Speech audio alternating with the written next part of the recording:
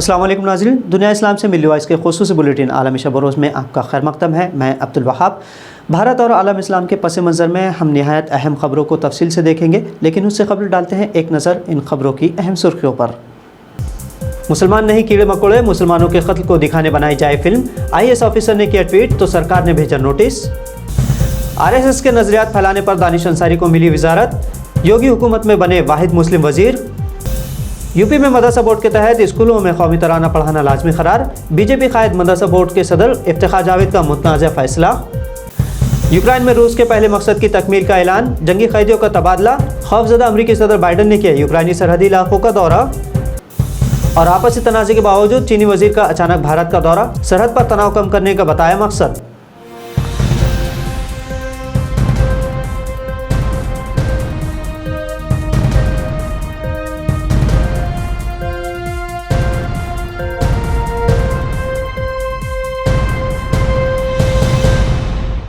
मुसलमान कीड़े मकोड़े नहीं और द कश्मीर फाइल्स की तरह हिंदुस्तान में बड़ी तादाद में हुए मुसलमानों के कत्ल को दिखाने के लिए भी एक फिल्म बनानी चाहिए।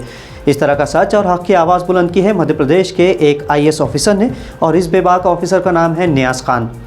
दरअसल कश्मीर में पंडितों के मसाइल के नाम पर नफरत आमेज मुतनाज़ा फिल्म द कश्मीर फाइल्स लगातार सुर्खियों में है। फिल्म में मुस्लिम छवि खराब करने पर हक़ का साथ देते हुए सीनियर IAS ऑफिसर नियाज खान ने ट्वीट कर दिया। बस फिर क्या था, ये बात मध्य प्रदेश की बीजेपी हुकूमत को रास नहीं आई और नियाज खान को नोटिस भेज दी गई।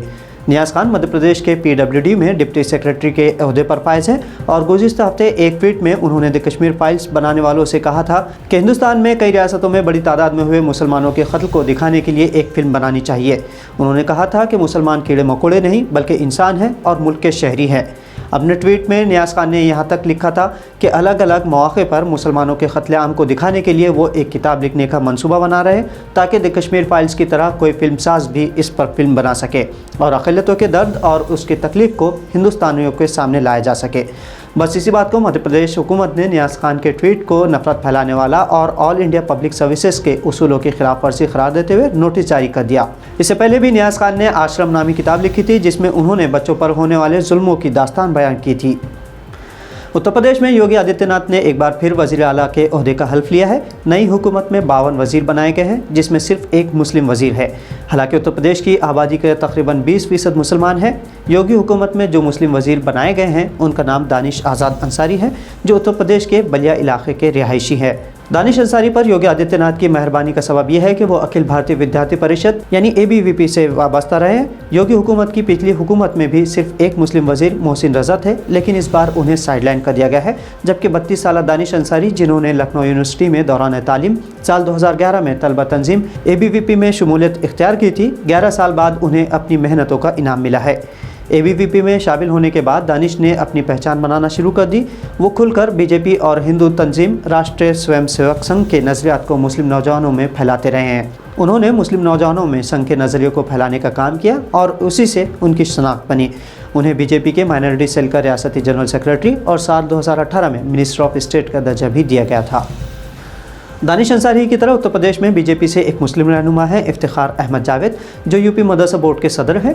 BJP की पॉलिसी मुसलमानों में लागू करने ये भी अंतक मेहनत करते हैं और इसी सिलसिले में उन्होंने हाल ही में एक फ़ैसला लिया है जिसकी मुखालिफत उत्तर प्रदेश के उलमा इकराम कर रहे हैं।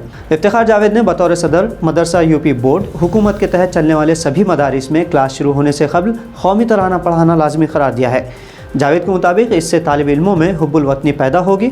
डॉक्टर जावेद रियासत के मंजूर शुदा इमदाद याफ्ता और गैर इमदाद याफ्ता मदारिस में ये उसूल नाफिज करने का भी इरादा रखते हैं। जावेद ने तलबा को नए तालीमी सेशन से दीगर दुआओं के साथ साथ अब कौमी तराना गाना भी लाजमी करार दिया है। इससे पहले मदरसा एजुकेशन बोर्ड के ज़रिए साल 2017 में मदारिस के ताल्लुक से यौम आज़ादी पर कौमी तराना पढ़ना और कौमी परचम लहराना लाजमी करार दिया था। साथ ही मदारिस के तलबा को मजहबी उलूम के अलावा BJP की तैयार करदा तारीख़ और संस्कृत को भी फैलाने की उन्होंने कोशिश की थी। भारत से खबरों के बाद आइए नाज़रीन अब बढ़ते हैं बैनुल अक़वामी खबरों की जानिब। और पहली खबर यूक्रेन और रूस के मैदान जंग से, जहां रूस ने यूक्रेन पर हमला करके एक महीने में अपने पहले मरहले का फ़ौजी मंसूबा मुकम्मल करने का ऐलान किया है। रूस के जनरल स्टाफ के first deputy chief colonel general Sergei Rudskoy ने बयान देते हुए कहा कि पहले मरहले की कामयाबी के बाद अब रूस की तमाम तर तवज्जो मशरक़ी यूक्रेन पर है। रोड्स्कोफ का बयान एक ऐसे वक्त में सामने आया है जब रूस की पेशकदमी यूक्रेन की राजधानी कीव और दूसरे बड़े शहर खार्किव के करीब थमी हुई है। रूस यूक्रेन पर हमले को खुसूसी फ़ौजी ऑपरेशन का नाम देते हैं, जिसका मकसद यूक्रेन के फ़ौजी ताकत को ख़त्म करना है। इधर इसी दरमियान रूस और यूक्रेन के माबैन 10-10 जंगी कैदियों का तबादला भी किया गया। साथ ही अपने पुराने दुश्मन रूस की बढ़ती ताकत से खौफजदा अमरीकी सदर जो बाइडन ने रूस से मुतसिल यूक्रेनी सरहद के करीबी इलाकों का दौरा किया, जहां उन्होंने यूक्रेन से 80 किलोमीटर फासले पर वाक़ मशरक़ी पोलैंड के शहर का दौरा किया। नाज़रीन, अगली खबर भारत से है, जहां भारत के दुश्मन समझे जाने वाले मुल्क चीन के वज़ीर ख़ारजा वांग ज़ी पाकिस्तान और अफगानिस्तान के दौरों के बाद अचानक नई दिल्ली पहुंच गए। इस मौके पर भारतीय वज़ीर ख़ारजा एस जयशंकर ने ज़ी से 3 घंटे मुलाकात की और कहा कि चीन और भारत के दरमियान ताल्लुकात उस वक्त तक मामूल पर नहीं आ सकते जब तक सरहद पर बड़ी तादाद में चीनी फ़ौज तैनात हों। हालांकि जयशंकर ने इस बात पर भी जोर दिया कि सरहदी कशीदगी को मामूल के ताल्लुकात से नहीं मिलाया जा सकता। जयशंकर के मुताबिक चीन इस दौरे के बारे में पहले से इत्तलात नहीं देना चाहता था, इसीलिए चीनी वज़ीर के दौरे को किसी तरह की तशहीर नहीं की गई। चेचन्या, इराक, अफगानिस्तान और फ़लस्तीन समेत दीगर मुस्लिम मुल्कों में करोड़ों इंसानी जानों पर खामोश बल्कि खुद हमलावर हुए यूरोपीय यूनियन ने रूस पर यूक्रेन पर जंगी जुर्म का इल्ज़ाम आयद किया है। ब्रसेल्स में यूनियन की सरबराही इजलास में कहा गया है कि रूस यूक्रेन में शहरी आबादी, अस्पताल, स्कूल और पनाहगाहों को निशाना बनाता रहा है, जबकि मुस्लिम मालिक को तबाह व ताराज करने पर इसी यूनियन ने कभी इस तरह के सख्त अल्फाज इस्तेमाल नहीं किए। दूसरी जानिब अमेरिका ने कि जिसके सबब गुज़िश्ता 3 दहाइयों में 15 से ज़्यादा मालिक में कई मिलियन अफराद हलाक हो चुके हैं, वो यूरोपीय यूनियन को इस साल 15 बिलियन क्यूबिक मीटर तक इजाफी LNG गैस फराहम करने का फ़ैसला रखता है। अमेरिका के इस फैसले से इजाफी गैस से यूरोपीय अक़वाम रूसी गैस पर कम इन्हिसार करेगी और फ़ायदा अमेरिका को होगा। नाज़रीन, इस बुलेटिन की आखिरी और अहम खबर अफ्रीकी मुल्क इथियोपिया से है, जहाँ तहक़राई जंगजुओं ने हुकूमत के साथ जंगबंदी पर रजामंदी का इजहार किया है। पीपल्स लिबरेशन फ्रंट यानी TPLF की जानिब से फौरी तौर पर लड़ाई रोकने का ऐलान किया गया है। इससे पहले वज़ीर आज़म अबी अहमद ने भी अचानक इंसानी हमदर्दी की बुनियादों पर जंगबंदी का ऐलान किया था। अक़वाम मुत्तहिदा के मुताबिक तहक़राई ख़ित्ते में शदीद बहरानी सूरत हाल है, लाखों अफराद को भूख का सामना है। अफ्रीकी ख़ित्ते में तहक़राई इलाक़े का तनाज़ा नवंबर 2020 के दौरान इथियोपिया की फ़ौजी कार्रवाई के बाद शुरू हुआ था।